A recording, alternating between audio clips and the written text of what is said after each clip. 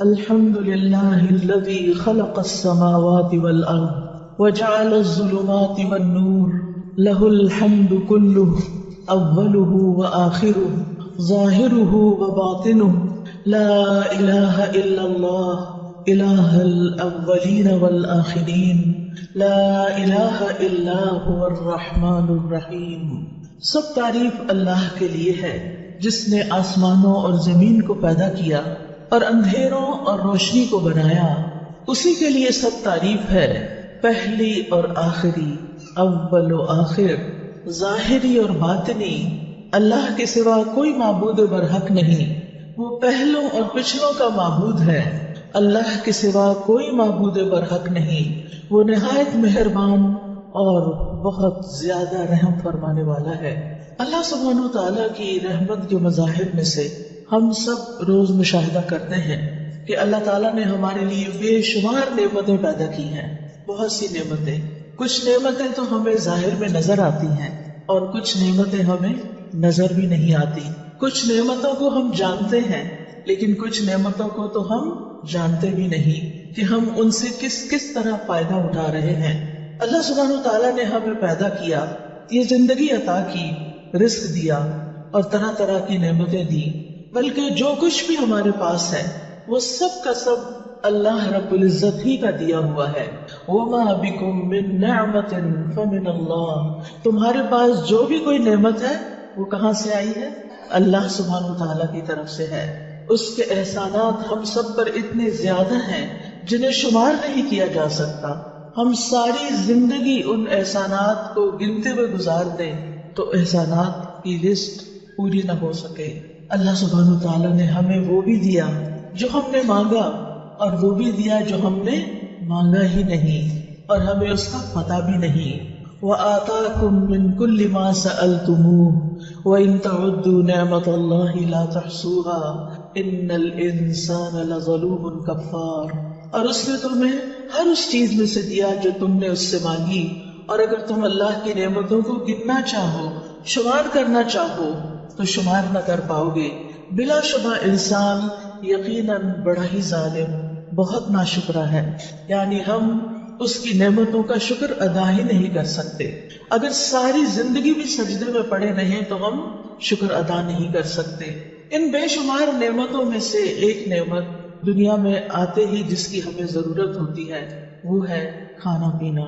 کھانا اللہ کی نعمتوں میں سے ایک بہت بڑی نعمت ہے جس کے بغیر یہ زندگی قائم نہیں رہ سکتی۔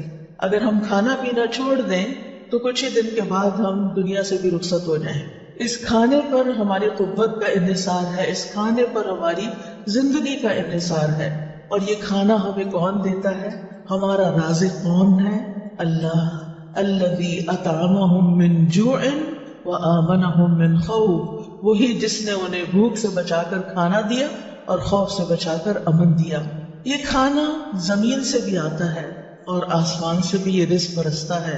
اللہ تعالیٰ فرماتے ہیں یا ایھا الناس اذکروا نعمت اللہ علیکم ھل من خالق غیر اللہ یرزقکم من السماء والارض لا الہ الا ھو فأنی یؤفکون۔ لوگوں اپنے اوپر اللہ کے احسان کو یاد رکھو، کیا اللہ کے سوا کوئی اور خالق ہے جو تمہیں آسمانوں اور زمین سے رزق دے؟ سوچئے، کیا کسی اور کے اختیار میں یہ ہے کہ تمہیں آسمانوں اور زمین سے رزق عطا کرے؟ یاد رکھو اس کے سوا کوئی الہ نہیں، پھر تم کہاں سے دھوکہ کھا جاتے ہو؟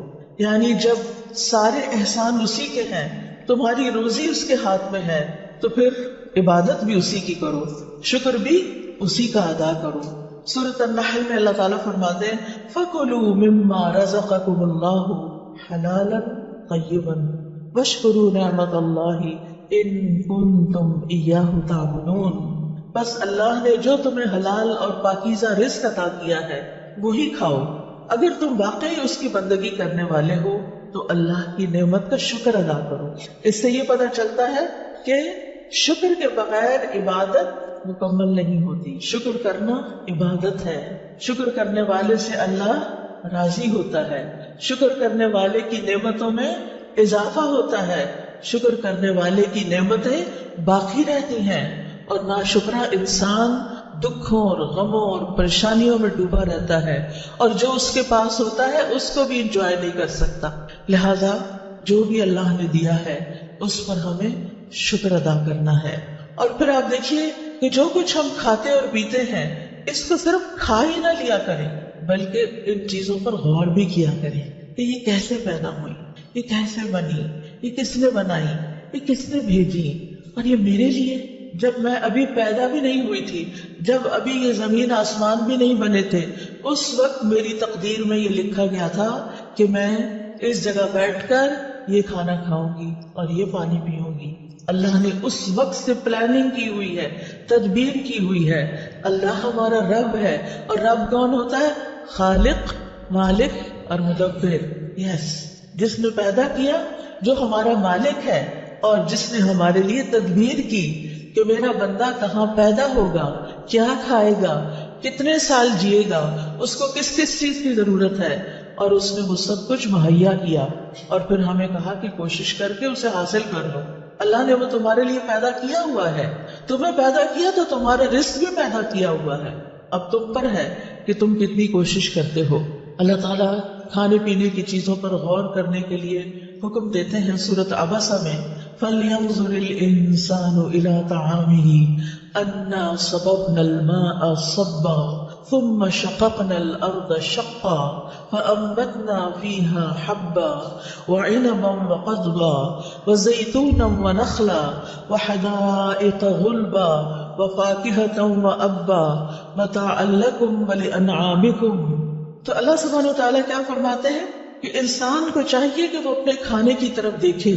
ہم ہی نے اوپر سے پانی برسایا، پھر عجیب طرح سے زمین کو پھاڑا، تو اس میں سے ہم نے اناج اگایا، اور انگور اور ترکاریاں اور زیتون اور کھجور اور گھنے باغات اور پھل اور چارہ، یہ سب کچھ تمہارے اور تمہارے مویشیوں کے لیے زندگی کا سامان ہے۔ یہ سب کچھ اللہ نے کیوں بنایا ہے؟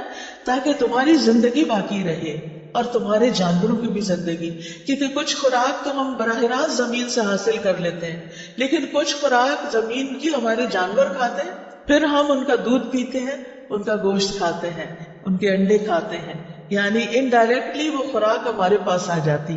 وہ جو کچھ کھاتے ہیں، آپ سوچئے گائے بھینس جو کچھ کھاتی ہے، اس میں سے اس کو اپنے جینے کے لیے تو تھوڑا ہی چاہیے ہوتا ہے، باقی وہ کس کو دیتی ہے؟ ہمیں دیتی ہے۔ اتنا ہمیں اللہ کا شکر ادا کرنا چاہیے کہ جس نے ہماری گائے بنائی ہے، اور وہ گائے چارہ کھاتی ہے ہماری خاطر، اور پھر ہمیں دودھ پلاتی ہے۔ یہ اللہ تعالیٰ کا کتنا بڑا احسان ہے۔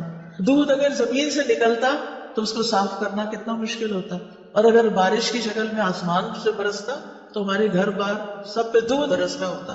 تو اللہ سبحانہ وتعالیٰ نے ہمارے لیے کتنے بہترین انتظام کیے۔ پھر آپ دیکھیے زمین کی طرف کہ اس پر طرح طرح کے درخت اگے ہوئے ہیں۔ وَهُوَ الَّذِي أَنشَأَ جَنَّاتٍ مَّعْرُوشَاتٍ وَغَيْرَ مَعْرُوشَاتٍ وَالنَّخْلَ وَالزَّرْعَ مُخْتَلِفًا أُكُلُهُ وَالزَّيْتُونَ وَالرُّمَّانَ مُتَشَابِهًا وَغَيْرَ مُتَشَابِهٍ كُلُوا مِن ثَمَرِهِ إِذَا أَثْمَرَ وَآتُوا حَقَّهُ يَوْمَ حَصَادِهِ وَلَا تُسْرِفُوا إِنَّهُ لَا يُحِبُّ الْمُسْرِفِينَ۔ وہی تو ہے جس نے دونوں طرح کے باغات پیدا کیے، ایک وہ جن کی بیلیں چھپروں پہ چڑھائی جاتی ہیں، وہ بھی کس کے لیے ہیں؟ کس کے لیے ہیں؟ ہمارے لیے۔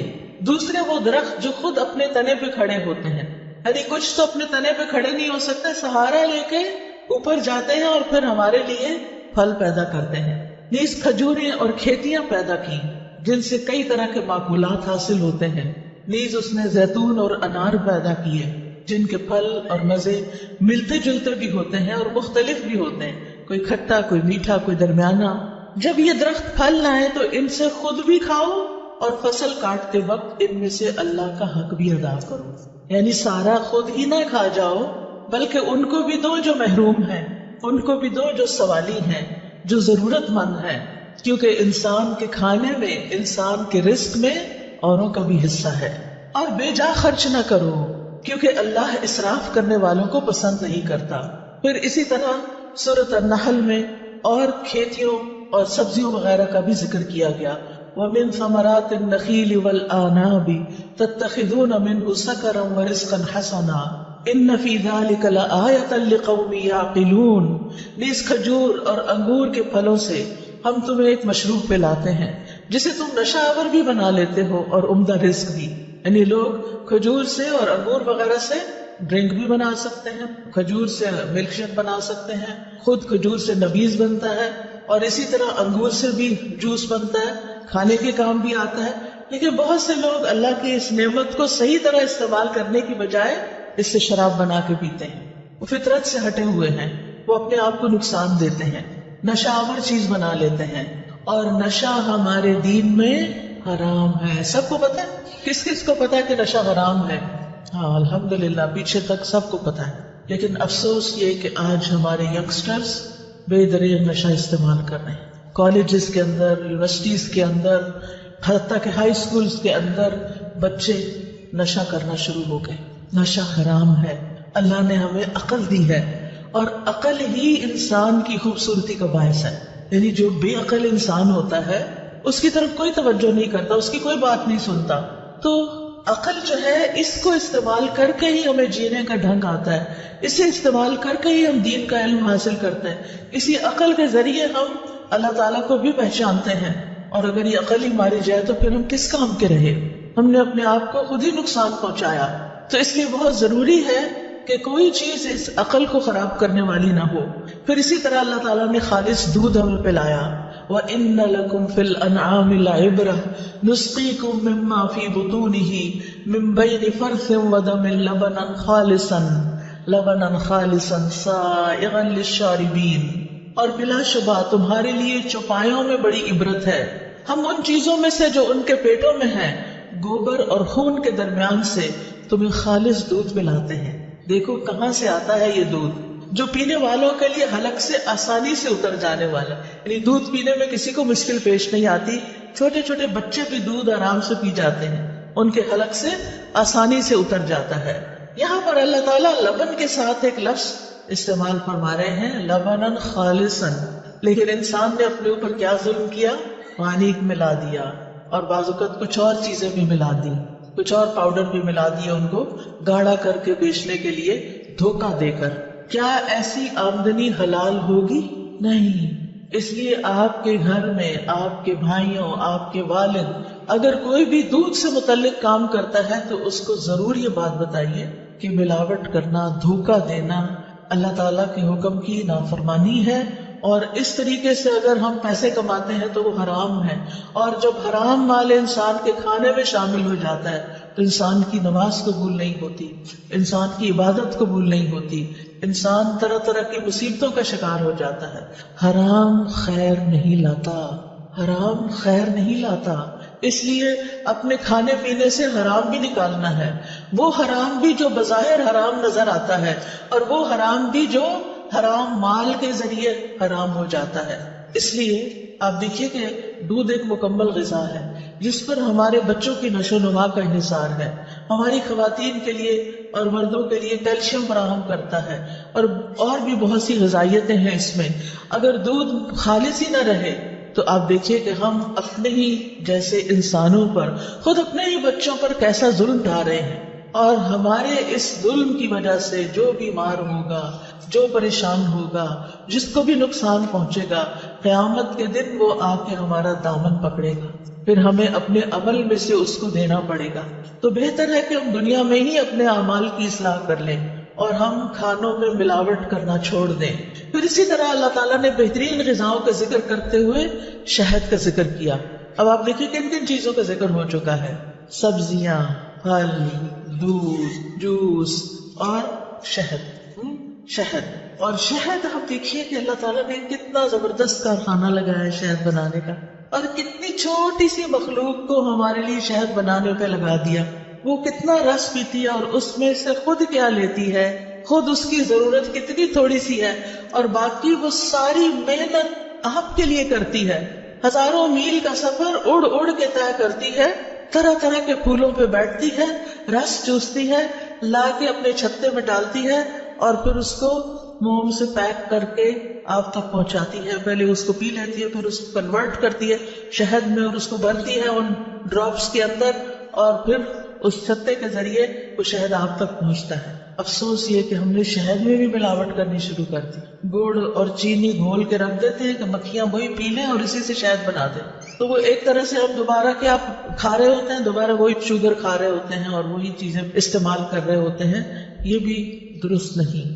اگر آپ واقعی چاہتے ہیں کہ لوگوں کو صحیح شہد پہنچائیں تو پھر اس کے لیے ضروری ہے کہ مکھیوں کو ایک نیچرل انوائرمنٹ فراہم کریں.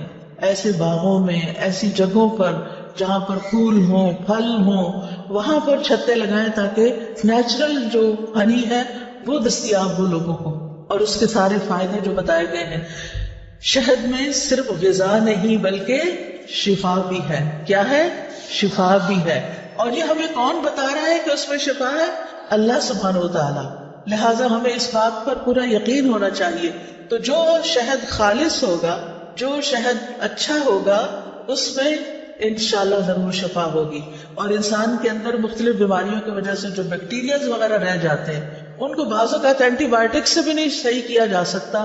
شہد کے اندر اللہ نے ایسی صلاحیت رکھی ہے کہ وہ جسم کے اندر کے ایسے سارے فاسد مادوں کو نکال دیتا ہے.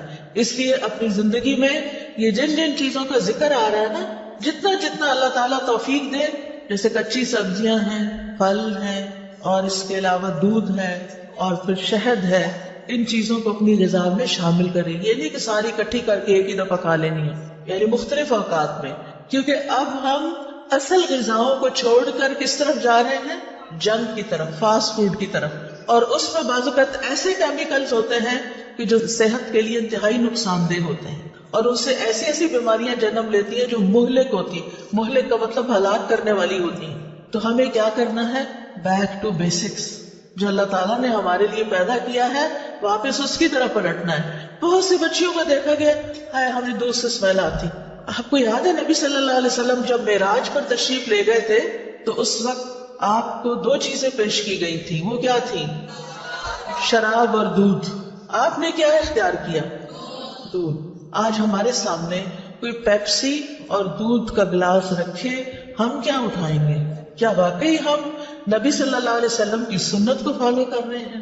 ہم آپ کی امت ہیں، ہمیں وہی چیزیں پسند کرنی چاہیے جو نبی صلی اللہ علیہ وسلم نے پسند کی، اور جن چیزوں کو آپ نے چھوڑ دیا وہ ہمیں بھی چھوڑ دینی چاہیے، کیونکہ اس میں ہمارے لیے خیر نہیں ہے. پھر اسی طرح اللہ تعالیٰ نے ہمارے لیے خشکی پر بھی جانور پیدا کیے جن سے ہم گوشت حاصل کرتے ہیں، اور سمندر کے اندر بھی مچھلیاں.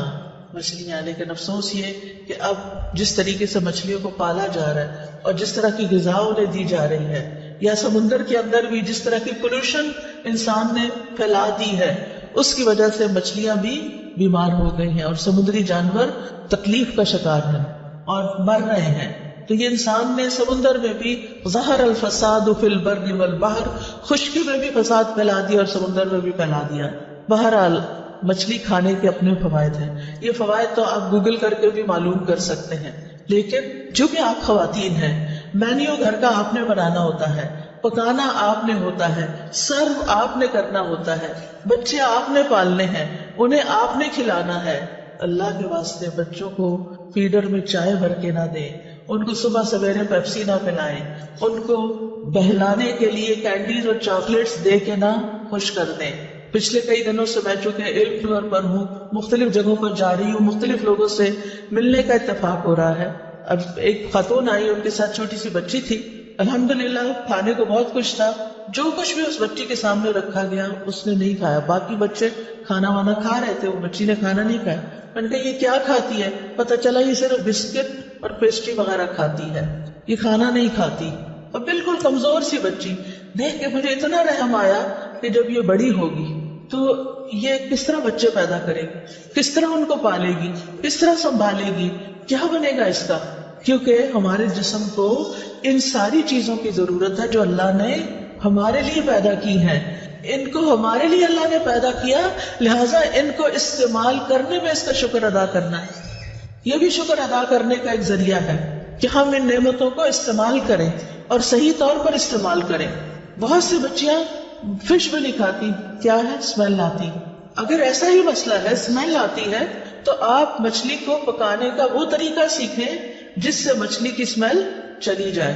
ہماری والدہ اس میں کچھ چیزیں لگا کے رکھ دیا کرتی تھی اوور نائٹ. کبھی اس کے اندر لسی، اور لسی میں پتہ نہیں کیا ڈالتی تھی کہ جس سے وہ ڈوبی رہتی تھی اور ساری اس کی اسمیل چلی جاتی تھی، اور پھر بہت عمدہ طریقے سے مچھلی بنتی تھی جس کو کوئی اسمیل نہیں آتی تھی۔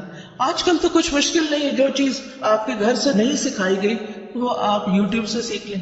مچھلی پکانے کے 1000 طریقے آپ کو وہاں سے مل جائیں گے، اور بغیر اسمیل کے مچھلی پکانے کے بھی مل جائیں گے۔ لیکن اگر آپ ہی نہیں کھائیں گی تو پھر مجھے ڈر ہے کہ آپ گھر والوں کے لیے بھی نہیں پکائیں گی، اور جب گھر والے بھی نہیں کھائیں گے تو ان کی صحت پر بھی اثر پڑے گا۔ لہذا ساری بچیوں کو، ساری خواتین کو صحیح طور پر کھانے کا انتخاب، مینیو بنانے کا طریقہ، اس کو صحیح طور پر پکانے کا طریقہ آنا چاہیے۔ بچوں کو صرف چپس دے کے اسکول نہ بھیجیں، ان کے لنچ باکس میں گاجر کاٹ کے ڈالیں، ان کے لنچ باکس میں تھوڑے سے انگور ڈال دیں، 1-2 کھجور ڈال دیں، ان کو نیچرل چیزوں کے لنچ باکس دیں۔ ہم کیا کرتے ہیں، بازار سے بریڈ منگا لیتے ہیں جو میدے کی بنی ہوئی ہوتی ہے، اور اس کے اندر کیا لگا دیتے ہیں، جیم جو چینی سے بھرا ہوا ہوتا ہے، اور پھر ہم ان کو پکڑا دیتے ہیں، یہ ہے تمہارا لنچ۔ وہ بچہ جو دن بھر محنت کر رہا ہے، سر کھپا رہا ہے، بول بول کے ہلکان ہو رہا ہے، آپ کو پتہ ہے اسکولوں میں کتنا کچھ کہلواتے ہیں، چکھواتے ہیں، اور پھر وہ بچے بول بول کے تھک جاتے ہیں۔ کیونکہ میں یہ تجربے سے کہہ رہی ہوں، جو اسلام آباد میں جس ایریا میں میں رہتی ہوں ساتھ ہی اسکول ہے، اس میں جب بریک کے وقت اتنا شور ہوتا ہے، چھٹی کے وقت اتنا شور ہوتا ہے، جب ان کی وہ معلوم نہیں کیا ایکٹیویٹی کوئی چل رہی ہوتی ہے، اس میں بچے اتنا شور کر رہے ہیں، ہر بات کا جواب چیخ چلا کے دے رہے ہوتے ہیں۔ حالانکہ ضروری نہیں ہوتا کہ چیخ کے بولا جائے، لیکن پھر بھی شاید ان کی انرجی کنزیوم کرنے کے لیے کہ یہ تھوڑے سے پھر تھک کے گھر جائیں تو سو جائیں۔ لیکن پھر کیا ہوتا ہے، ایک دم ہم ان کو شوگر کھلاتے ہیں، میدے میں بھی شوگر ہے کیونکہ کاربوہائیڈریٹس میں شوگر، اس میں پھر شوگر، جیم میں شوگر، وہ شوگر کھا کے ایک دم پھر ہائپر ہوتے ہیں، ان کے اندر پھر ایک عجیب طرح کی طاقت آتی ہے جس کی وجہ سے پھر وہ طرح طرح کی شرارتیں کرتے ہیں، یا پھر دوسرے بچوں سے لڑتے ہیں یا تنگ کرتے ہیں۔ پھر ہم کہتے ہیں یہ بڑے بدتمیز ہیں، پھر ان کو 2-4 لگا کے چپ کرا کے بٹھا دیتے ہیں۔ یہ تو نہیں تربیت ہوتی نا۔ غلطی کس کی ہے کہ وہ اس وقت اتنے ہائپر ہوئے ہیں۔ پھر یا ان کو ڈبوں کے جوس پکڑا دیتے ہیں اور بڑے خوش ہوتے ہیں، اللہ نے ہمیں بہت دیا، ہم اپنے بچوں کو ڈبوں کے جوس دے سکتے۔ اللہ نے آپ کو اس ملک میں پیدا کیا ہے جہاں سبحان اللہ ہر طرح کا پھل، ہر طرح کی نعمتیں، ہر طرح کی سبزیاں موجود ہیں، تازی چیزیں موجود ہیں، لیکن آہستہ آہستہ ہم ان چیزوں کو چھوڑ کر ہر چیز ریڈی میڈ چاہتے ہیں تاکہ ہمیں تکلیف نہ کرنی پڑے۔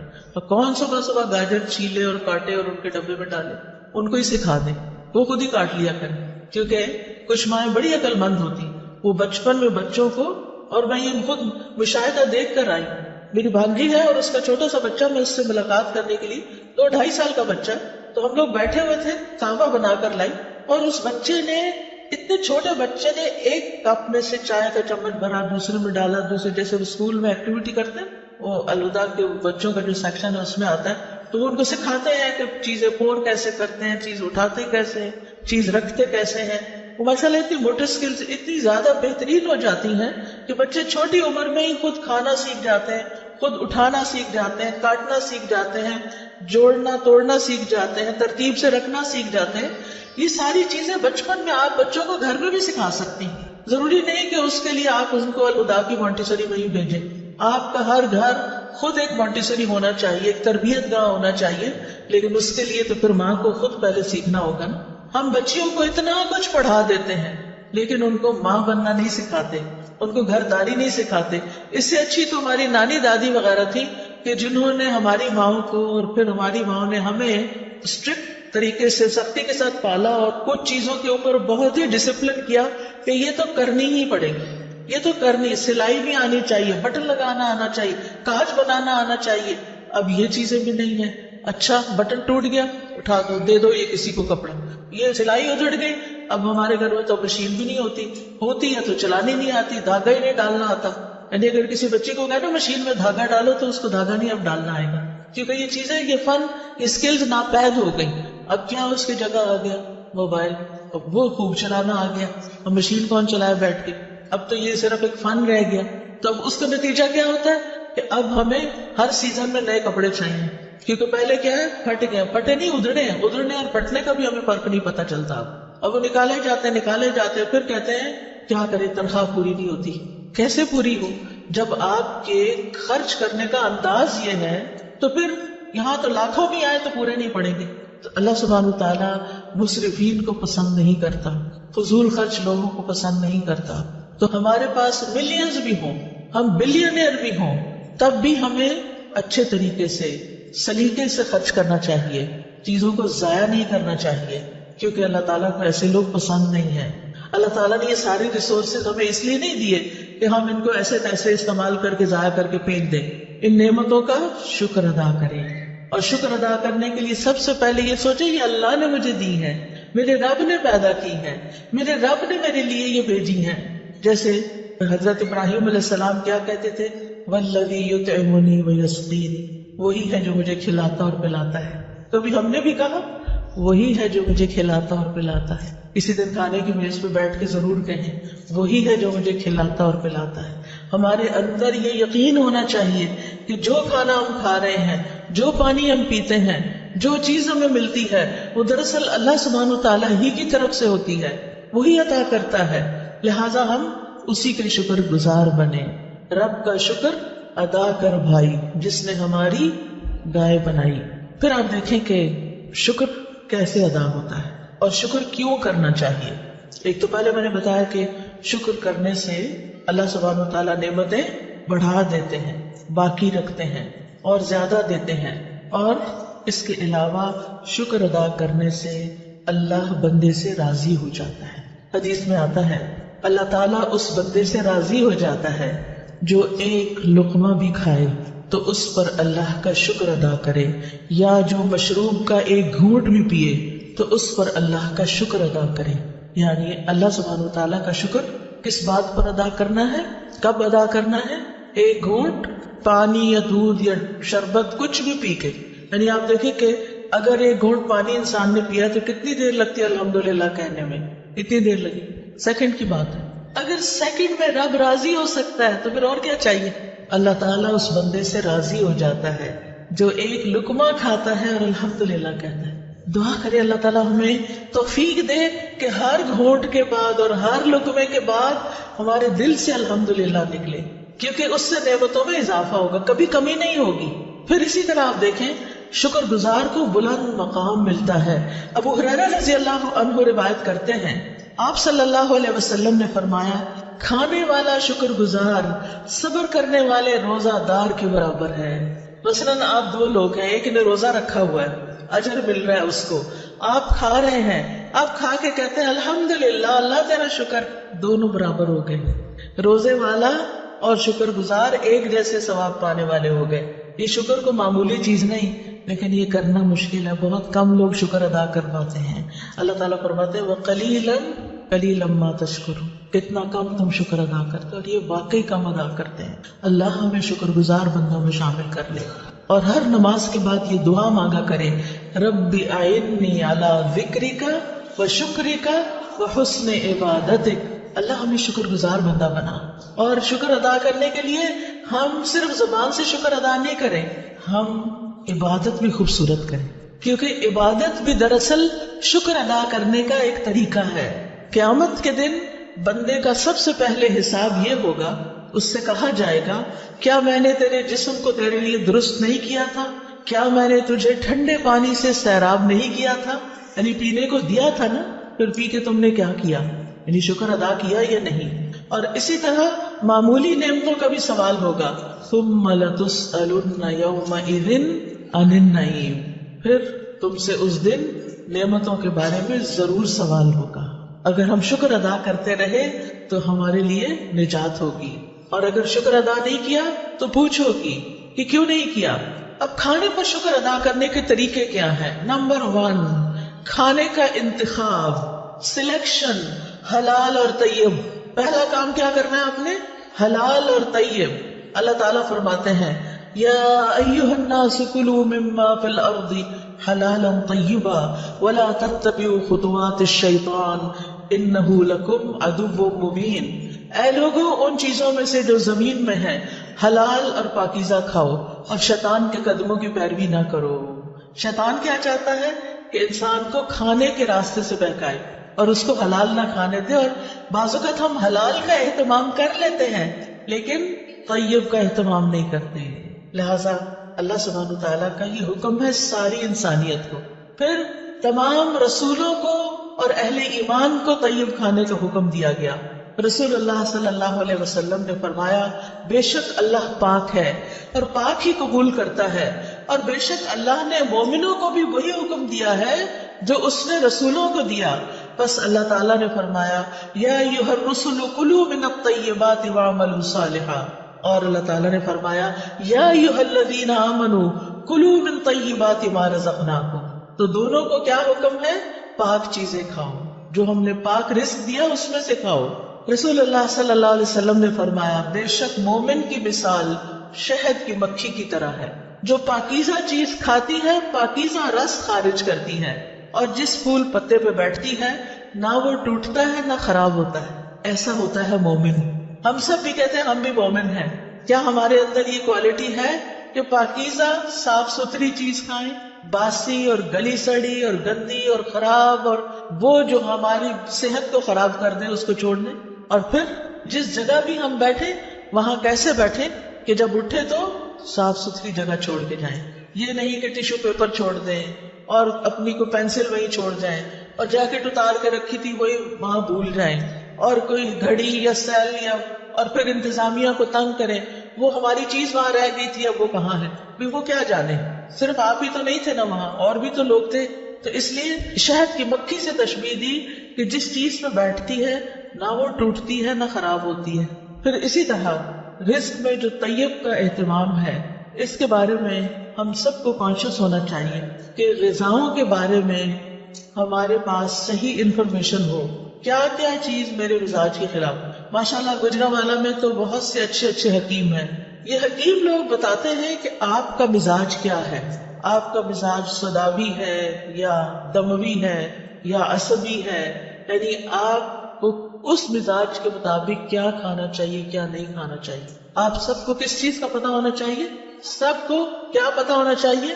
اپنے مزاج کا پتہ ہونا چاہیے. نہیں پتا تو حکیم صاحب کو جا کے نبض دکھا کے پوچھ لیں اور ان سے یہ پوچھ لیں کہ کیا مجھے کھانا چاہیے اور کیا نہیں کھانا چاہیے، اور جن چیزوں سے وہ پرہیز بتائیں منع کریں ان سے منع ہو جانا چاہیے. آپ کی صحت ویسے ہی ٹھیک ہو جائے گی. علاج بالغذا، اللہ نے غذاؤں کے اندر ہی شفا رکھ دی ہے. ہم بیمار اس لیے رہتے ہیں کہ ہم صحیح غذا نہیں کھاتے. ہمیں یہ نہیں پتا ہوتا کیا ہمارے لیے سوٹیبل ہے اور کیا نہیں ہے. اور دوسرا کیا؟ حرام کھانے سے بچنا ہے. رسول اللہ صلی اللہ علیہ وسلم نے فرمایا حرام مال سے پلا ہوا جسم جنت میں نہیں جائے گا. اپنے بھائیوں، شوہروں، والدین ان کو بتائیے ہمیں حرام نہ کھلائیں. حرام سے پلا ہوا جسم جنت میں نہیں جائے گا.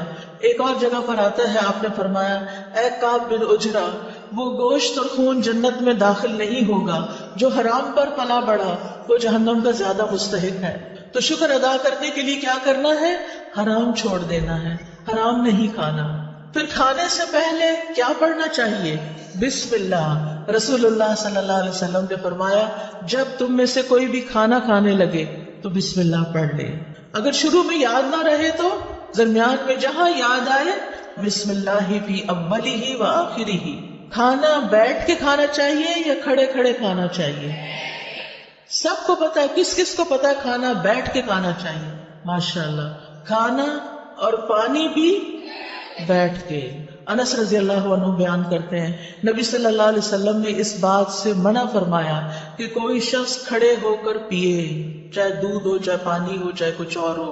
قتادہ کہتے ہیں ہم نے انس سے کہا کھانے کے بارے میں کیا حکم ہے؟ انہوں نے کہا یہ زیادہ شر والا اور گندا عمل ہے اور یہ انسان کی صحت کے لیے بھی نقصان دہ. کچھ لوگ شادیوں پہ جاتے ہیں، وہاں بوفے لگے ہوتے ہیں، وہ کیا کرتے ہیں کوئی چیز یہاں سے اٹھائی منہ میں ڈالی، آگے گئے وہاں سے کھڑے کھڑے کھایا، پلیٹ میں لیے کھڑے ہو کے کھانے لگ گئے. اگر کرسی نہیں تو تھوڑا سا زمین پہ بیٹھ جائیں، کھڑے ہو کے تو نہ کھائیں. تو چلتے پھرتے کھڑے ہو کر نہ کھائیں. خواتین خاص طور پر کچن میں اگر کھڑے ہو کے کام کر رہے ہیں تو کھڑے کھڑے چیزیں مت کھائیں. پھر یہ بتائیے کہ دائیں ہاتھ سے کھانا چاہیے یا بائیں ہاتھ سے کھانا چاہیے؟ دائیں ہاتھ سے. ٹھیک ہے نا، دائیں ہاتھ سے، کیونکہ نبی صلی اللہ علیہ وسلم نے بائیں ہاتھ سے کھانا منع فرمایا. ایک شخص آپ کی موجودگی میں بائیں ہاتھ سے کھا رہا تھا، آپ نے اس کو منع کیا تو اس نے کہا کہ میں دائیں ہاتھ سے نہیں کھا سکتا. آپ نے فرمایا تم کبھی نہ کھا سکو، لہذا مرتے دم تک وہ شخص اپنا دایاں ہاتھ منہ تک نہیں لے جا سکا. پھر آپ اتنا ناراض ہوئے اس پر، تو اس لیے دائیں ہاتھ سے کھانا ہے. کچھ لوگ ہوتے ہیں نا لیفٹی ہوتے ہیں، ہر چیز بائیں ہاتھ سے کرتے ہیں، لیکن پھر بھی کھانا تو دائیں ہاتھ سے ہی کھانا ہے. ویسے تو نبی صلی اللہ علیہ وسلم ہر وہ چیز جو لیتے دیتے تھے اس میں دایاں ہاتھ استعمال کرتے تھے. اور کچھ بچوں کو تو بڑے ہو کر بھی یہ نہیں پتا ہوتا کہ دایاں کون سا بایاں کون سا ہے، وہ اسی میں کنفیوز رہتے ہیں، کیونکہ بچپن میں کسی نے تربیت ہی نہیں کی کہ بیٹا یہ دایاں ہاتھ ہے، اس سے یہ کام کرنا ہے.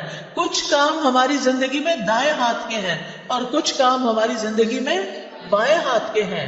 استنجا بائیں ہاتھ سے، ناک صاف بائیں ہاتھ سے، گندی چیزوں کو ہاتھ بائیں ہاتھ سے، اور اچھے اچھے کام سارے دائیں ہاتھ سے. پھر اسی طرح آپ صلی اللہ علیہ وسلم نے یہ بھی فرمایا تم میں سے کوئی بھی بائیں ہاتھ سے کھانا نہ کھائے، نہ ہی بائیں ہاتھ سے کچھ پیے، کیونکہ شیطان اپنے بائیں ہاتھ سے کھاتا اور پیتا ہے. تو اللہ تعالیٰ نے کیا فرمایا؟ وَلَا تَتَّبِعُوا خُطُوَاتِ الشَّيْطَانِ، شیطان کے قدموں کی پیروی نہیں کرو. اچھا ہو سکتا ہے آپ سوچیں یہ باتیں تمہیں پہلے ہی پتا، آپ ہمیں پھر اسی پہ درس کیوں دے رہی ہیں؟ اگر آپ کو پتا ہے نا تو ان کی پابندی بھی کرنی ہے. نمبر 1 عمل کرنا، نمبر 2 آپ یا تو مائیں بن چکی ہیں یا آئندہ کی مائیں ہیں.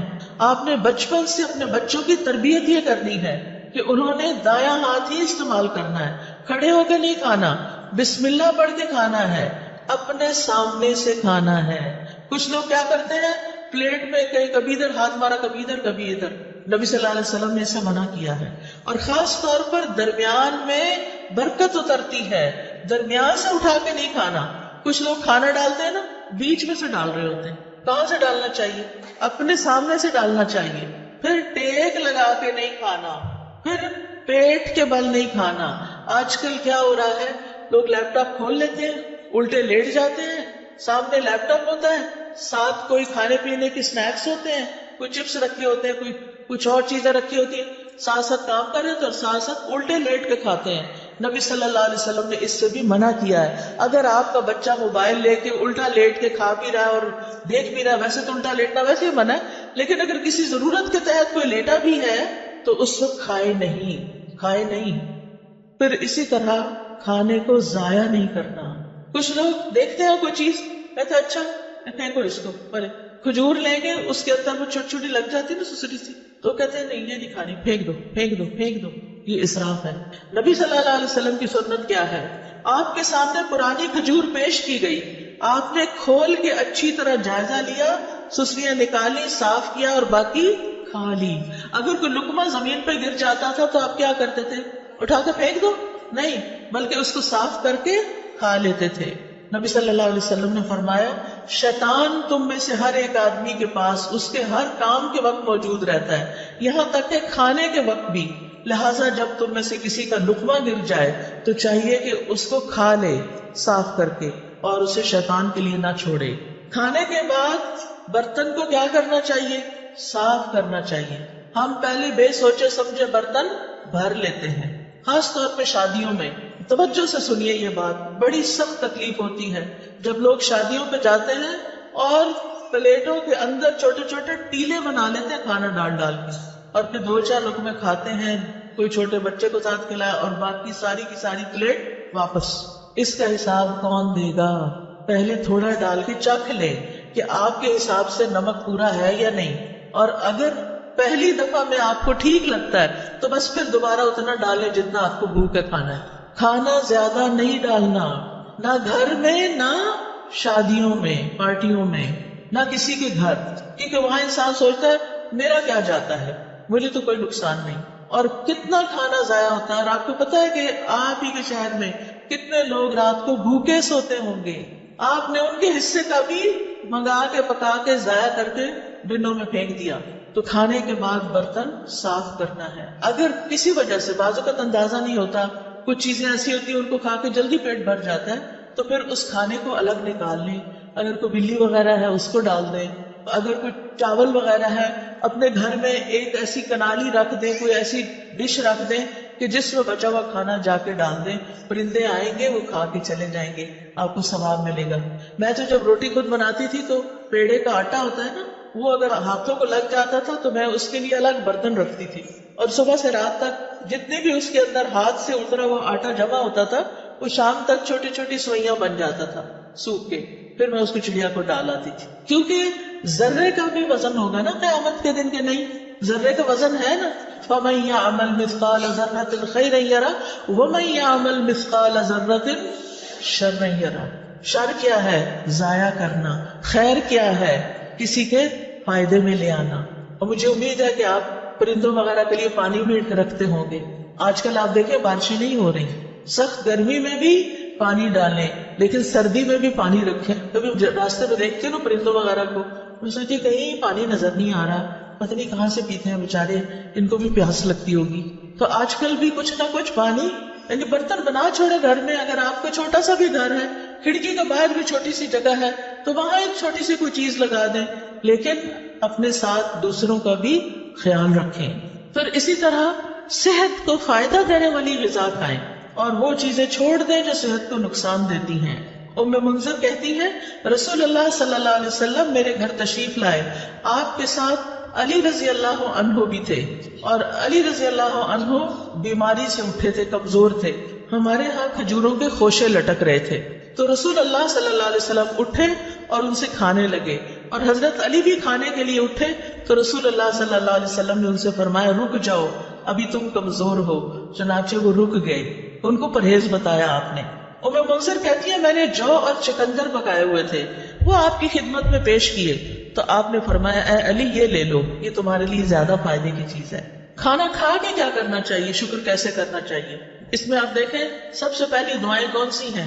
کھانا کھانے کے بعد کی دعائیں. ایک نہیں کئی دعائیں ہیں. آپ نے پتہ کیا کرنا ہے؟ ان دعاؤں کو، اس پیپر کو اس میں سے الگ کر کے آپ نے اپنے کچن میں جہاں کھانا کھاتے ہیں یا ڈائننگ ہال میں یا پھر جہاں بھی آپ ہوتے ہیں وہاں یہ لگا لیں اور دیکھ کے پڑھنا شروع کریں اور ایک ایک یاد کرنا شروع کریں تاکہ کھانے کے بعد پڑھ کے آپ اٹھیں. ٹھیک ہے انشاءاللہ. اور اس سے آپ کو انشاءاللہ بہت ثواب ہوگا اور یہ شکر ادا کرنے کا ایک طریقہ ہے. مثال کے طور پر آپ دیکھیں اللہم بارک لنا فیہ وَأَطْعِمْنَا خَيْرًا مِّنْهُ. اے اللہ ہمیں اس کھانے میں برکت عطا فرما اور ہمیں اس سے بہتر کھلا. سبحان اللہ. ہر دفعہ کھانا کھا کے اگر آپ یہ دعا مانگتے ہیں کہ اللہ ہمیں اس سے بہتر عطا فرما تو کیا ہوگا؟ شکر ادا کرنے والے کو کیا ملتا ہے؟ بہتر ملتا ہے. پھر الحمدللہ الذی اطعم وسقا وصبغہ وجعل لہ مخرجا. تمام تعریفیں اللہ کے لیے ہیں جس نے کھلایا پلایا اور اسے جسم میں پیوست کیا، یعنی ہمارے جسم کا حصہ بنا اور اس کے نکلنے کی راہ بنائی، یعنی جو ویسٹ تھا وہ بھی جسم سے نکل گیا. اور اسی طرح باقی دعائیں بھی ہیں. میں نے یہ دعائیں اپنے کچن میں لگائی ہوئی ہیں اور الحمدللہ پڑھنے میں بہت آسانی ہوتی ہے. پھر اس کے بعد کھانے پینے میں اسراف سے بچنا ہے. یہ بڑا اہم سبق ہے. اللہ سبحانہ وتعالیٰ فرماتے ہیں یا بنی آدم خذوا زینتکم عند کل مسجد وکلوا واشربوا ولا تسرفوا انہ لا يحب المسرفین. اے آدم کی اولاد، ہر نماز کے وقت اپنی زینت لے لو، یعنی لباس میں نماز پڑھو، اور کھاؤ اور پیو اور حد سے نہ گزرو، بے شک وہ حد سے گزرنے والوں سے محبت نہیں رکھتا. اسراف کسی بھی چیز میں پسندیدہ نہیں، نہ لباس میں اور نہ کھانے پینے میں اور نہ کسی اور چیز میں. اسراف کیا ہے؟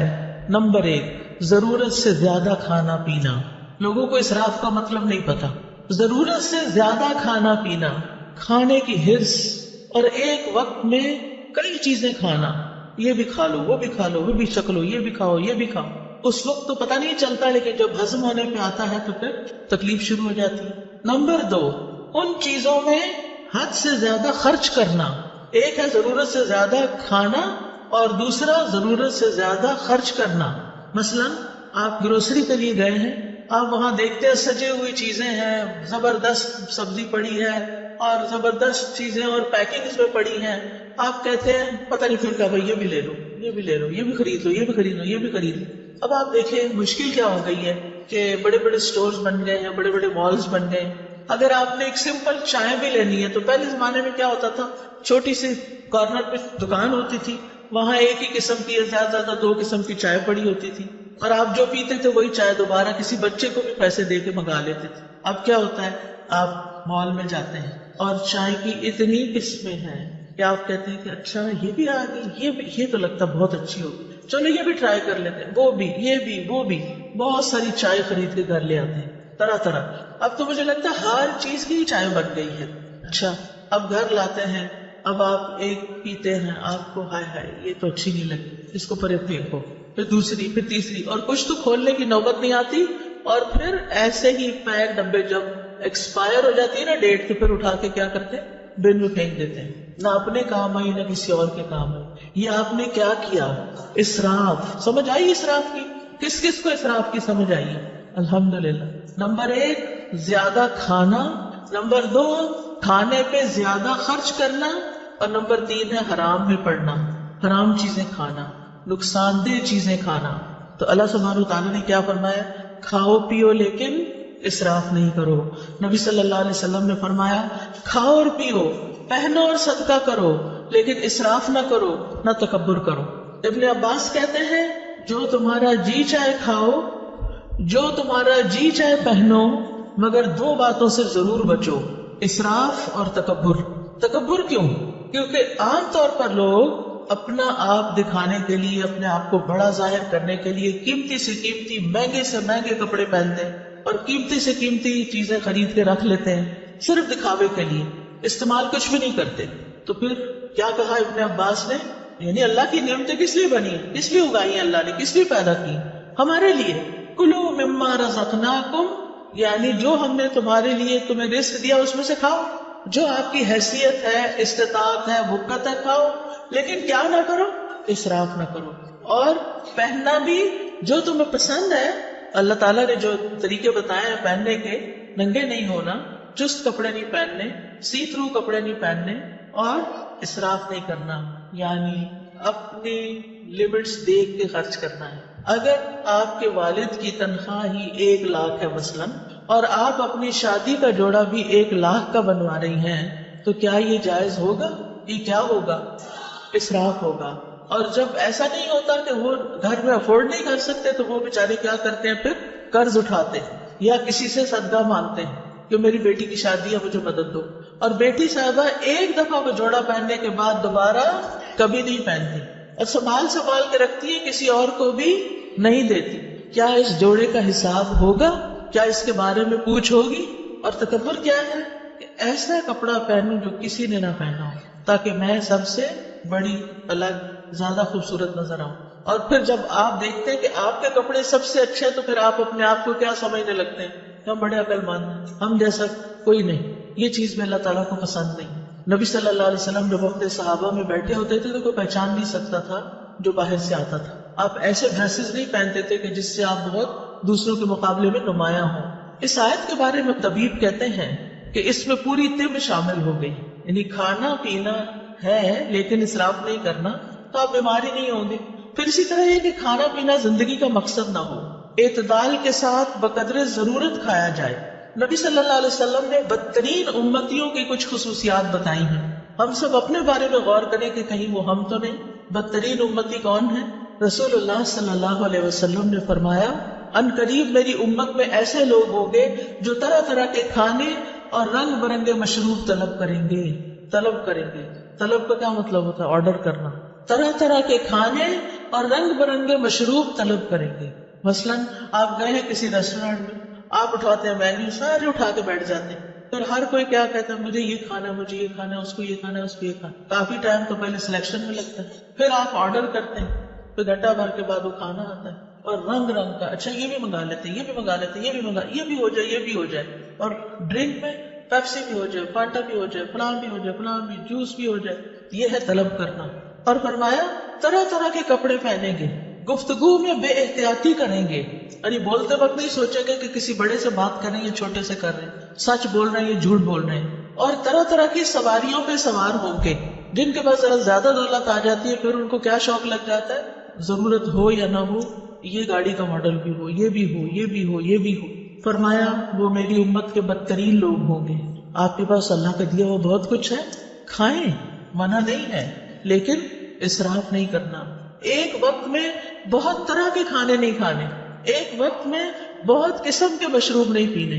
کہ ہمارا معدہ ہے یا کیا ہے, وہ بیچارہ کیا کرے گا, کتنی چیزیں ایٹ اے ٹائم ڈائجسٹ کر سکتا ہے. نبی صلی اللہ علیہ وسلم نے فرمایا مجھے تمہارے متعلق گمراہ کن خواہشات میں سب سے زیادہ اندیشہ ان خواہشات کا ہے جن کا تعلق پیٹ اور شرمگاہ سے ہے، یعنی کھانے کے معاملے میں بے احتیاطی، اور پھر دوسری طرف زنا عام ہو جائے گا، اور فرمایا اور گمراہ کرنے والی خواہشات سے۔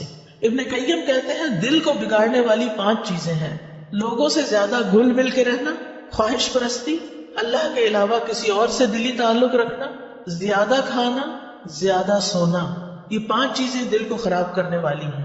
اب اکثر لوگ کیا کہتے ہیں، سب کچھ ہے، دل میں سکون نہیں، خوشی نہیں۔ ایک تو ہم نے راتوں کو دن بنا لیا اور دن کو رات بنا لیا، راتوں کو دیر تک کھانے آرڈر ہوتے رہتے ہیں، اور پھر وہ کھانے کے بعد ہنسی مذاق گپ شپ ادھر ادھر کی، کوئی ویڈیو دیکھ رہا ہے، کوئی فلمیں دیکھ رہا ہے، کوئی کچھ کر رہا ہے، اور پھر جب آدھی رات گزر جاتی ہے پھر سوتے ہیں، اور پھر سونے میں فجر کی نماز چلی جاتی ہے۔ ایسی زندگیوں میں کیا برکت ہوگی، کیا رونق ہوگی، ایسے دلوں میں کیا اطمینان ہوگا؟ چاہے آپ نے 100 طرح کے اچھے اچھے کھانے کھائے ہوں، آپ کا دل خوش نہیں ہو سکتا۔ اس کے لیے آپ کو واپس قرآن و سنت کی طرف لوٹنا ہوگا۔ ابو سلمان دارانی کہتے ہیں جو زیادہ کھاتا ہے اس پہ 6 آفتیں آتی ہیں۔ نمبر 1، وہ مناجات کی حلاوت کھو دیتا ہے، اس کو اللہ سے راز و نیاز کی باتیں کرنی نہیں آتی، اس کی دعاؤں میں کوئی خوشبو نہیں رہتا۔ نمبر 2، علم و حکمت یاد کرنے سے محروم ہو جاتا ہے، حافظہ خراب ہو جاتا ہے۔ نمبر 3، مخلوق پر شفقت سے محروم ہو جاتا ہے، کیونکہ جب وہ پیٹ بھر لیتا ہے وہ سمجھتا سب کے پیٹ بھرے ہوئے ہیں، وہ کسی اور کے بارے میں نہیں سوچتا، اس پر عبادت ثقیل ہو جاتی ہے، مشکل ہو جاتی ہے، اس کی خواہشات اور شہوت بڑھ جاتی ہے۔ سارے اہل ایمان مسجدوں کی طرف چکر لگاتے ہیں اور پیٹ بھرنے والا کوڑا کرکٹ کی طرف گردش کرتے ہیں، یعنی پہلے زمانے میں کوڑے کے ڈھیروں کے پاس لوگ جا کے رفع حاجت کرتے تھے، یعنی آج کل کی زبان میں، اور یہ بار بار واش روم کے چکر لگاتے رہتے، یہ بار بار ٹوائلٹ ہی جاتے رہتے۔ اذان تک وقت پہ ہوتی ہے، نماز تو اپنے وقت پر ہوتی ہے، وہ یہ تو نہیں دیکھتی کہ اب کون ابھی تک آیا اور کون نہیں آیا۔ پھر آپ دیکھیں کہ کھانے کی شکر گزاری میں یہ بھی ہے کہ انسان اللہ کی مخلوق کو بھی کھلائے۔ قرآن مجید میں آتا ہے والذین فی اموالہم حق معلوم للسائل والمحروم، وہ جن کے مالوں میں ایک مقرر حصہ ہے سوال کرنے والے کے لیے اور جسے نہیں دیا گیا۔ اسلام میں بھوکے کو کھانا کھلانے کا حکم ہے۔ نبی صلی اللہ علیہ وسلم نے فرمایا بھوکے کو کھانا کھلاؤ، بیمار کی تیمارداری کرو، قیدی کو رہائی دلاؤ۔ لیکن کتنا ظلم ڈھاتے ہیں ہم، کام والی رکھ لیتے ہیں اور اس سے کہتے ہیں اتنی تنخواہ دیں گے، کھانا وانا کچھ نہیں۔ آپ اپنے کچن میں اس سے سارا کام کراتے ہیں، کھانے کی خوشبوئیں اٹھ رہی ہوتی ہیں، جیسی آپ کو بھوک لگتی ہے اس غریب کو بھی لگی ہوتی ہے، اور جب آپ کھانا پکوا لیتے ہیں تو اس کو خدا حافظ کر دیتے ہیں، ہم نے تم سے کھانا نہیں باندھا ہوا، بس صرف تنخواہ دیں گے۔ اب وہ بیچاری گھر جائے، کیا خریدے اور کیا پکائے؟ مہنگائی کا حال تو اب سب کو پتا ہے۔ اگر اپنے ہی کھانے میں سے، جیسے نبی صلی اللہ علیہ وسلم نے فرمایا جو تمہارے لیے پکا کے لائے تو چند لقمے اس کو بھی اس میں سے کھلاؤ، اگر اس میں سے آپ اسے بھی دے دیتے ہیں، بٹھا کے کھلا دیتے ہیں، کتنا بڑا اجر کماتے ہیں۔ آپ کو گھر سے باہر جا کے صدقہ کرنے کی ضرورت نہیں پیش آئے گی اگر آپ گھر کے ہی غریب ملازموں کو اچھا کھانے پینے کو دے دیتے ہیں۔ کیا حکم ہے؟ جو خود کھاؤ وہی ان کو کھلاؤ۔ کیا ہم اس پہ عمل کرتے ہیں؟ ان کا کھانا تو الگ بنتا ہے۔ اب آپ دیکھیں ایک کک جو کئی کھانے بنا کے آپ کے سامنے رکھ رہا ہے اور خود اپنے لیے دال بنا کے بیٹھ کے کھا رہا ہے، غریب، وہ آپ کے لیے دل میں کیسی محبت رکھے گا، اس کے دل میں کیسی کیسی تکلیف ہوگی کہ میں یہ سب کچھ صرف بنانے کے لیے، مجھے چکھنے کی بھی اجازت نہیں، اور میں اپنے سرونٹ کوارٹر میں جا کے دال ابال کے کھاؤں۔ کیسی کیسی زیادتیاں ہم کرتے ہیں۔ دوسرے کو کھانا کھلانا ایک مشکل کام ہے، انسان کے دل کے اندر بخل ہے، لیکن یہ تو کرنا ہی ہے کیونکہ اس میں اجر بہت زیادہ ہے، یہ انبیاء کی صفت ہے۔ قرآن مجید میں آتا ہے فَلَقْتَحَمَ الْعَقَبَةَ وَمَا أَدْرَاكَ مَا الْعَقَبَةُ فَكُّ رَقَبَةٍ أَوْ إِطْعَامٌ فِي يَوْمٍ ذِي مَسْغَبَةٍ۔ پھر وہ مشکل گھاٹی میں نہ گھسا۔ کیا ہے وہ مشکل گھاٹی؟ وہ گردن چھڑانا یا کسی بھوک والے دن میں کھانا کھلانا ہے۔ آج کل سردیاں ہیں نا، سردیوں میں بھوک زیادہ لگتی ہے، لیکن اس میں انسان کہتا ہے میرا کیا بنے گا جس کو بھی کھلایا بیچ میں سے، تو لہٰذا سارا اپنے لیے رکھ لو۔ یہ مشکل کام ہے کھلانا، لیکن جس کو اللہ توفیق دے اس کے لیے بڑا ہی حلاوت والا کام ہے، اس کو کھلا کے زیادہ مزہ آتا ہے۔ جب حضرت ابراہیم کے پاس فرشتے آئے تو انہوں نے کیا کیا؟ یہ نہیں پوچھا کہاں سے آئے، اجنبی لوگ، لیکن چلے گئے اور کھانا لے کر آئے۔ نبی صلی اللہ علیہ وسلم نے عورتوں کو بھی نصیحت کی، مسلمان عورتوں تم میں کوئی اپنی ہمسائی کے گھر بکری کے ایک پائے کا کھر بیچنے کو بھی حقیر نہ سمجھے، یعنی کھانا بنا کے یا بنانے سے پہلے اپنے ہمسایوں میں بھی تقسیم کیا کرو، کچھ نہ کچھ ان کو بھی بھیجا کرو، اس سے محبت بڑھتی ہے۔ جہنم میں جانے والے لوگوں کی جو خصوصیت سورۃ الحاقہ میں بتائی گئی وہ کیا ہے؟ انہ کان لا یؤمن باللہ العظیم ولا یحض علی طعام المسکین، کہ وہ اللہ بڑے عظمت والے پر ایمان نہیں رکھتا تھا اور نہ مسکین کو کھانا کھلانے کی ترغیب دیتا تھا۔ یعنی صرف خود کھلانا بھی کافی نہیں، اوروں کو بھی ترغیب دلانی ہے کہ وہ بھی کھلایا کریں۔ نبی صلی اللہ علیہ وسلم نے کیا حکم دیا تھا اپنے صحابہ کو کہ کھانے میں کیا کریں؟ پانی زیادہ ڈال لیں، شوربہ بنا لیں اور ہمسایوں کو یاد رکھیں۔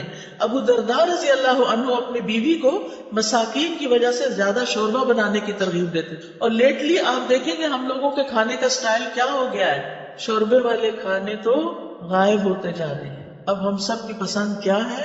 فرائیڈ یا روسٹ یا بنا ہوا کھانا، بس جو معدے پہ ہضم کرنا بھی بڑا مشکل۔ نہ ہم نے خود اپنے لیے فائدے کا کام کیا اور نہ دوسروں کو فائدہ پہنچایا۔ وہ کہتے تھے ہم نے ایمان لا کے آدھی زنجیر اتار پھینکی ہے، یعنی جہنم میں جانے والی، کیونکہ اس میں آتا نا کہ وہ کہا جائے گا کہ اس کو جہنم میں جکڑو زنجیروں میں، کیا ہم باقی بھی نہ اتار دیں، یعنی کھانا کھلا کے۔ پھر اسی طرح آپ دیکھیں بہت سے سلف صالحین اپنی افطاری کے کھانے میں دوسروں کو ساتھ کھلاتے تھے۔ عبداللہ بن عمر، داؤد طائی، مالک بن دینار اور احمد بن حنبل انہی لوگوں میں سے تھے۔ ابن عمر یتیموں اور مسکینوں کے ساتھ بیٹھ کے افطار کرتے۔ اگر انہیں یہ علم ہو جاتا کہ انہوں نے مساکین اور یتیموں کو نہیں کھلایا تو وہ افطاری کے وقت کھانا نہیں پھر کھاتے تھے کہ مسکینوں کو کیوں نہیں کھلایا۔ اور بعض ایسے بھی تھے جیسے حسن بصری اور عبداللہ بن مبارک کہ خود بھوکے بھی رہ لیتے لیکن دوسروں کو کھلاتے، کیونکہ یہ اللہ تعالیٰ کو بڑا ہی محبوب اور پسند ہے کہ انسان دوسروں کو کھلائے۔ نبی صلی اللہ علیہ وسلم نے فرمایا وہ لوگ اللہ تعالیٰ کو زیادہ پیارے ہیں جو لوگوں کے لیے زیادہ فائدے مند ہیں۔ اللہ کے نزدیک سب سے پسندیدہ اعمال یہ ہیں کسی مسلمان کو خوش کرنا، اس سے کوئی تکلیف دور کرنا، اس کا قرضہ ادا کر دینا، اس سے بھوک کو دور کر دینا۔ پھر کھانا کھلانا جو ہے یہ صدقہ ہے، صرف باہر والوں کو نہیں، گھر والوں کو بھی۔ نبی صلی اللہ علیہ وسلم نے فرمایا تمہارا اپنے آپ کو کھلانا بھی صدقہ ہے، تمہارا اپنے بیٹے کو کھلانا بھی صدقہ ہے، تمہارا اپنی بیوی کو کھلانا بھی تمہارے لیے صدقہ ہے، تمہارا اپنے خادم کو کھلانا بھی تمہارے لیے صدقہ ہے، یعنی اس پر اجر ملے گا۔ کھانا پکا کے خود کھا رہے اس پر بھی اجر ہے، گھر والوں کو کھلا رہے اس پر بھی اجر ہے۔ یہ بات خواتین کو اپنے پلے باندھ لی چاہیے کہ میں جو کچن میں کام کرتی ہوں وہ میرے لیے بہت بڑا اجر کا کام ہے، کیونکہ عام طور پہ ہم کہتے ہیں یہ کیا مصیبت ہے، میں ہی پکاتی رہوں، اس کو مصیبت نہ سمجھے، یہ اجر کی بات ہے۔ پھر اسی طرح کسی کو پانی کا ایک گھونٹ پلانا بھی صدقہ ہے، کھجور کا آدھا ٹکڑا دے کے بھی انسان جہنم سے بچ سکتا ہے۔ پھر اسی طرح خاص طور پر یتیموں اور مسکینوں کو کھلانا۔ نبی صلی اللہ علیہ وسلم نے فرمایا جو شخص مسلمان ماں باپ کے کسی یتیم بچے کو اپنے کھانے اور پینے میں اس وقت تک شامل رکھتا ہے جب تک وہ اس کی مدد سے مستغنی نہیں ہو جاتا، یعنی خود کمانے نہیں لگ جاتا، تو اس کے لیے یقینی طور پر جنت واجب ہو جاتی ہے۔ یعنی جو اپنے کھانے میں یتیموں اور مسکینوں کو شامل کر لیتا ہے، یعنی یتیموں کو خاص طور پر کہ جن کا کوئی کمانے والا نہیں، اس کی بیوہ ماں کو آزاد کر دیتا ہے کمانے کی فکر سے، تو ایسے شخص کے لیے جنت واجب۔ پھر آپ دیکھیں کہ آپ ایک لقمہ بھی جو کسی کو کھلاتے ہیں نا وہ ایسے پڑا نہیں رہتا۔ حدیث میں آتا ہے کہ اللہ سبحانہ وتعالیٰ تم میں سے ہر ایک کی کھجور اور لقمے کو اس طرح بڑھاتا ہے جیسے تم میں سے کوئی آدمی اپنے گھوڑے کے بچھیڑے کو پالتا ہے، یہاں تک کہ ایک لقمہ احد پہاڑ جتنا ہو جائے گا، یعنی قیامت کے دن اتنا بڑا اس کا اجر آپ کے سامنے آئے گا۔ پھر اسی طرح رسول اللہ صلی اللہ علیہ وسلم نے فرمایا قیامت کے دن ہر شخص اپنے صدقے کے سائے میں ہوگا یہاں تک کہ لوگوں کے درمیان فیصلہ ہو جائے۔ یزید کہتے ہیں ابو الخیر کوئی دن ایسا نہیں جانے دیتے تھے جس میں کوئی چیز خواہ میٹھی روٹی یا پیاز یا اس طرح کی کوئی چیز صدقہ نہ کرے۔ جب گھر سے نکلتے تھے کچھ نہ کچھ کھانا لے کے نکلتے اور کسی نہ کسی کو کھلا دیتے تھے۔ ہانی بن یزید نے نبی صلی اللہ علیہ وسلم سے پوچھا مجھے کوئی ایسی چیز بتا دیں جس سے میرے لیے جنت لازم ہو جائے۔ آپ نے فرمایا حسن کلام اور کھانا کھلانے کو لازم پکڑو، کھانا کھلانا شروع کرو، یہ جنت لازم کر دے گا۔ اور جنت کے بالا خانے، خوبصورت محلات اس شخص کے لیے ہیں جو بات اچھی طرح کرے، کھانا کھلائے، اور جب لوگ رات کو سو رہے ہوں تو وہ نماز پڑھے۔ اسی طرح صرف پانی پلانے کا بھی بہت بڑا اجر ہے، نہ صرف یہ کہ انسانوں کو بلکہ جانوروں کو بھی۔ آپ کو یاد ہے کہ وہ ایک عورت جو ویسے بہت بری عورت تھی لیکن اس نے ایک کتے کو پانی پلاتے کنویں سے نکال کے، تو اس کی وجہ سے اس کی بخشش کر دی گئی تھی.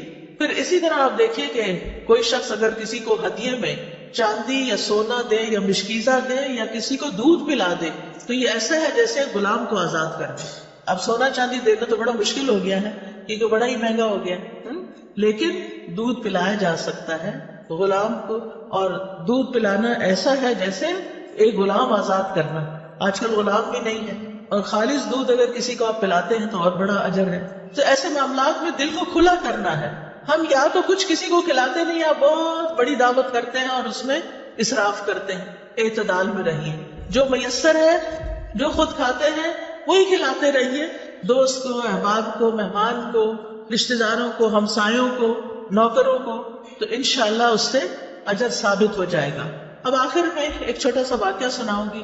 ایک حدیث ہے صحیح مسلم میں، مقداد رضی اللہ عنہ کہتے ہیں کہ میں اور میرے دو ساتھی اس وقت جب سخت بھوک لگی تھی ہمیں، اور بھوک کی وجہ سے نہ ہم سن پا رہے تھے نہ ہم دیکھ پا رہے تھے، یعنی ایسے لگ رہا تھا کہ ہم نے سننے دیکھنے کی قوت ہی چلی گئی، اتنی کمزوری ہو گئی بھوک کی وجہ سے.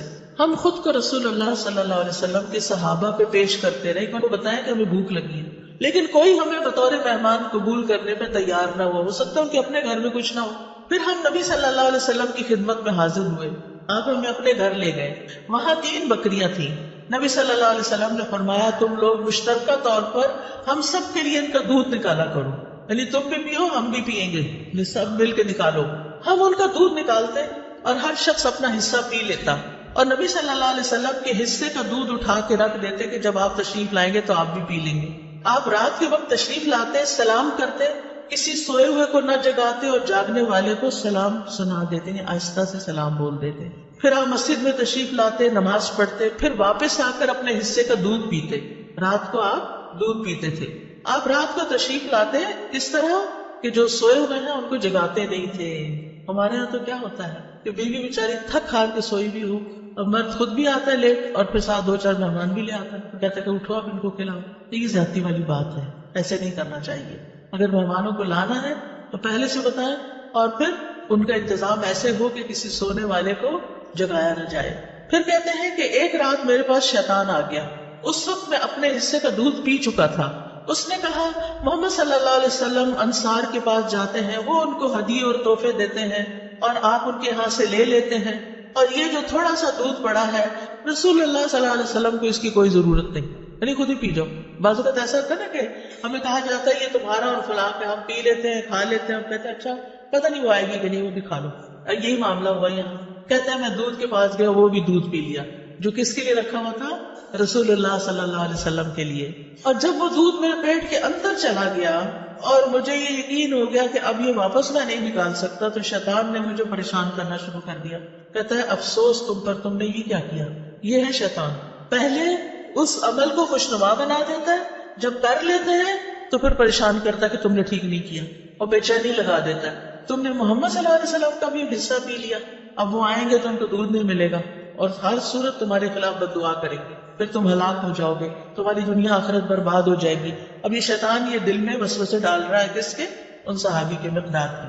تو کہتے ہیں میرے جسم پر ایک چھوٹی سی چادر تھی، میں اگر پیروں پہ ڈالتا تو سر باہر نکل آتا، سر پہ ڈالتا تو پیر باہر نکل جاتے، اور کیفیت یہ ہو گئی کہ مجھے نیند نہیں آ رہی تھی کہ میں یہ کیا کر آیا ہوں. اور رہے میرے ساتھی تو وہ تو سو رہے تھے اپنا اپنا حصہ پی کے، انہوں نے تو وہ کام ہی نہیں کیا جو میں نے کر لیا تھا. کہتے ہیں پھر نبی صلی اللہ علیہ وسلم تشریف لائے اور آپ جس طرح سلام کرتے تھے اسی طرح سلام کیا.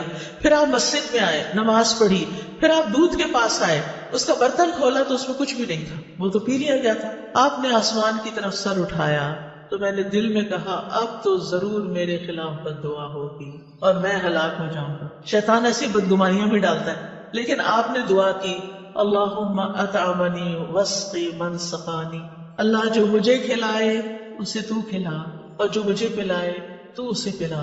اتنی خوبصورت دعا.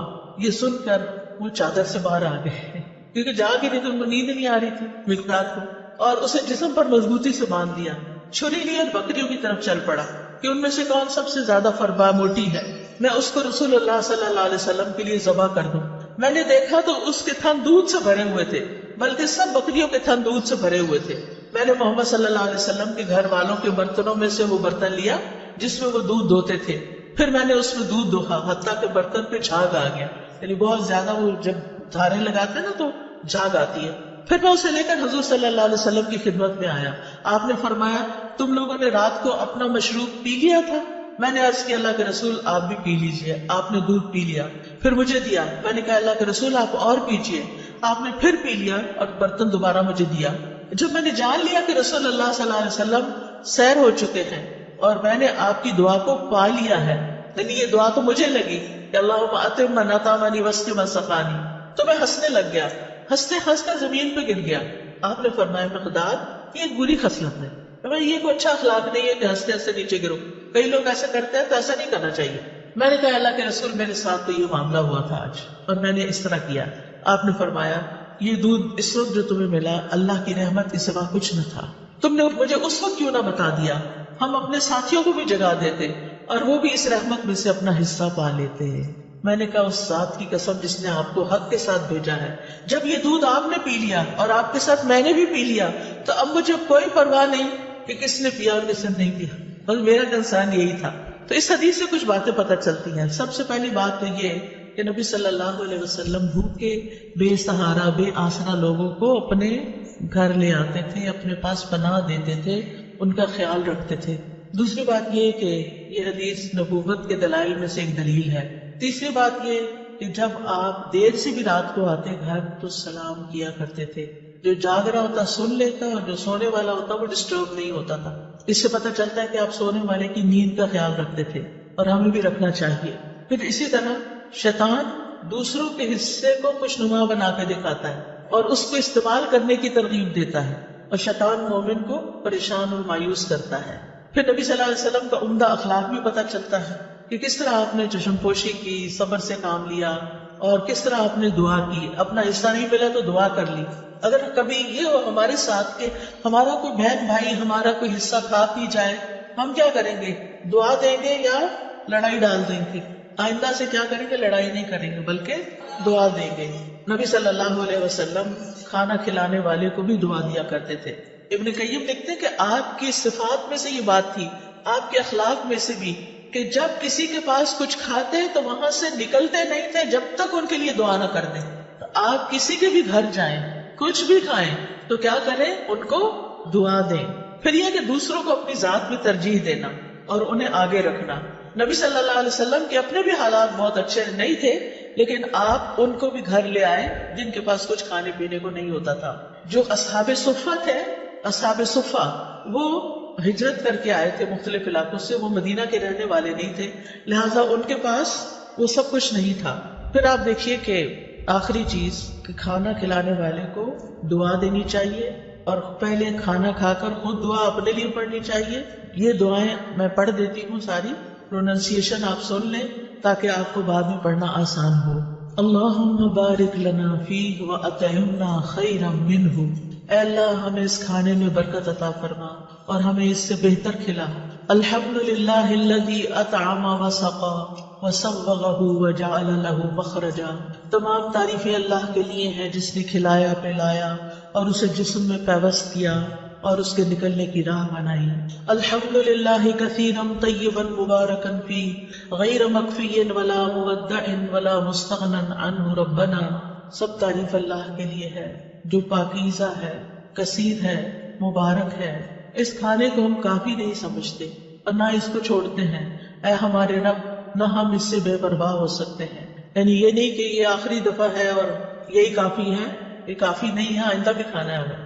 اللہم اطعمت واسقیت واغنیت واقنیت وہدیت واحییت فلک الحمد علی ما اعطیت. اے اللہ تو نے ہی کھلایا، تو نے ہی پلایا، تو ہی غنی کرتا ہے، تو ہی فقیر کرتا ہے، تو نے ہدایت دی، تو نے ہی زندگی عطا فرمائی، بس جو تو نے عطا کیا اس پر تیری ہی تعریف ہے. پھر پچھلے سارے گناہوں کو معاف کرنے والی دعا ہے. رسول اللہ صلی اللہ علیہ وسلم نے فرمایا جو کھانا کھا کے یوں کہے الحمدللہ الذی اطعمنی ھذا ورزقنیہ من غیر حول منی ولا قوہ. اس اللہ کا شکر جس نے مجھے یہ کھانا کھلایا اور مجھے رزق عطا فرمایا جس میں میری قوت اور کوئی طاقت شامل نہیں. پھر اسی طرح ایک اور دعا ہے. ابن عباس فرماتے ہیں کہ رسول اللہ صلی اللہ علیہ وسلم نے فرمایا جسے اللہ تعالیٰ کوئی بھی کھانا کھلائے وہ یوں کہے اللہم بارک لنا فیہ وارزقنا خیرا منہ، اے اللہ ہمیں اس میں برکت عطا فرما اور ہمیں اس سے بہتر عطا فرما۔ جب دودھ پیتے تو کیا پڑھتے؟ اللہم بارک لنا فیہ وزدنا منہ، اے اللہ ہمارے اس دودھ میں ہمیں برکت عطا کر اور ہمیں اس سے زیادہ عطا کر۔ ابو ہریرہ رضی اللہ عنہ کھانا کھانے کے بعد کس طرح شکر ادا کرتے تھے؟ وہ کہتے ہیں ابو ہریرہ نے حمید سے کہا میری والدہ کے پاس جاؤ، ان کو سلام کہو اور کہو آپ کا بیٹا آپ کو سلام دے رہا اور کہتا ہے ہمیں کچھ کھانا کھلائیں۔ اس پر ان کی والدہ نے جو کی 3 روٹیاں اور زیتون کا تیل جو ہے اور نمک رکابی میں رکھا، اسے اپنے سر پہ رکھ لیا اور ان کے پاس لے کر یہ چلے گئے۔ پھر جب میں نے ان لوگوں کے سامنے کھانا رکھا تو ابو ہریرہ نے کہا یہ تو بہت بڑی چیز ہے، الحمدللہ الذی اشبعنا من الخیر، سب تعریف اللہ کے لیے ہے جس نے ہمارا پیٹ روٹی سے بھرا، یعنی ہمارا کھانا 2 سیاہ رنگ یعنی کھجور اور پانی کے سوا کچھ نہ تھا، تو جب روٹی ملتی تھی تو وہ بہت بڑی نعمت سمجھتے تھے اس کو۔ پھر شدت بھوک کے وقت کی دعا ہے، اس سے پہلے ایک اور دعا ہے الحمدللہ الذی ہدانا واطعمنا وسقانا ونعمنا، اللہ اکبر، اللہم الفتنا نعمتک بکل شر اصبحنا منها وامسینا بکل خیر فنسألک تمامها وشکرها لا خیر الا خیرک ولا الہ غیرک الہ الصالحین ورب العالمین، الحمدللہ ولا الہ الا اللہ ما شاء اللہ ولا قوة الا باللہ، اللہم بارک لنا فیما رزقتنا وقنا عذاب النار۔ اس کا ترجمہ ہے سب تعریف اللہ کے لیے ہے جس نے ہمیں ہدایت دی۔ ہدایت کھانے پینے سے بھی زیادہ قیمتی چیز ہے، ہمیں کھلایا اور ہمیں پلایا، ہمیں نعمتیں عطا فرمائی، اللہ سب سے بڑا ہے۔ اے اللہ تیری نعمت اس وقت آئی جب ہم شر میں پھنسے ہوئے تھے، ہم نے اس نعمت کی وجہ سے ہر طرح کی خیر کے ساتھ صبح کی اور شام کی، بس ہم تجھ سے اس نعمت کے مکمل ہونے کا اور اس کے شکر ادا کرنے کا سوال کرتے ہیں۔ تیری خیر کے سوا کوئی خیر نہیں، تیرے سوا کوئی معبود نہیں، اے الہ الصالحین، سارے جہانوں کے رب، سب تعریف اللہ کے لیے ہے اور اللہ کے سوا کوئی معبود نہیں، جو چاہتا ہے وہی ہوتا ہے، کسی میں طاقت نہیں سوائے اللہ کے۔ اے اللہ جو رزق تو ہمیں دے اس میں برکت دے اور ہمیں آگ کے عذاب سے بچا لے۔ اور اسی طرح حضرت عائشہ فرماتی ہے کہ نبی صلی اللہ علیہ وسلم رات کو بھوک کی وجہ سے کروٹیں بدلتے تھے اور یہ دعا پڑھتے لا الہ الا اللہ الواحد القہار رب السماوات والارض وما بینہما العزیز الغفار، نہیں ہے کوئی معبود برحق مگر اللہ جو اکیلا اور زبردست ہے، آسمانوں اور زمین اور ان دونوں کے درمیان والی تمام چیزوں کا رب ہے، وہ غالب اور بہت بخشنے والا ہے۔ پھر اگر کوئی آپ کو کھانا کھلائے تو آپ کیا دعا کریں؟ اللہم اطعم من اطعمنی واسق من سقانی، اللہ جو مجھے کھلائے تو اسے کھلا اور جو مجھے پلائے تو اس کو پلا۔ ہمارا کیا کھلانا اور ہمارا کیا پلانا، جو اللہ کھلائے گا اس کا تو کوئی میچ ہی نہیں۔ پھر اسی طرح کھانا کھلانے والے کی رزق میں برکت کی دعا کرنی چاہیے کہ اللہ تعالیٰ اس کو برکتیں عطا کر۔ اور پھر ایک اور دعا ہے افطر عندک الصائمون طعامکم الابرار وصلت علیکم الملائکہ، تمہارے ہاں روزہ افطار کیا کرے نیک لوگ، وہ تمہارے کھانا کھایا کریں اور فرشتے تمہارے لیے دعائیں کریں۔ تو یہ ہے کھانا کھلانے سے متعلق ہمارے دین کی رہنمائی۔ سبحانک اللہم و بحمدک اشہد ان لا الہ الا انت استغفرک و اتوب الیک۔ السلام علیکم و رحمۃ اللہ وبرکاتہ۔